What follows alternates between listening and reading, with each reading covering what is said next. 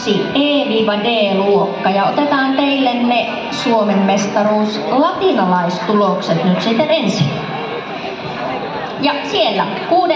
tänään 18 sijalukupisteellä pari numero 2, Lenni Hyväri, Adessa Kanniainen, Funky Hall, Raahe.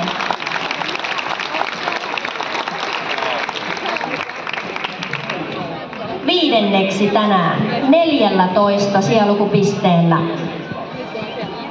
pari 13, Elias Virolainen, Minea Majanen, Blumenthal, Helsinki. Pari sijalukupistettä paremmin, eli 12 sijalukupistettä tänään 4.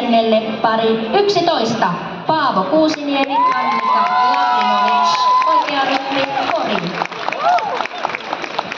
Sitten meillä olisikin siellä mitallikolmikko. Eli 2. ja 3. välillä on 2 sijalukupistettä, eli tiukka taisto on käyty. Mutta 3. tänään 9 sijalukupisteellä pari numero 3. Noa Brockman, Mila Heikkinen, DSC Oulu.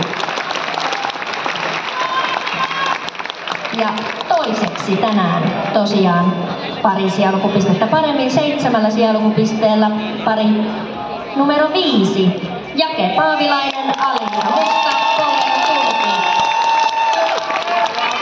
Ja voittoon tänään voittaen kaikki tanssit. Pari numero 4, Stefan Mäkelä, Natalia Saarva, DSC Oulu.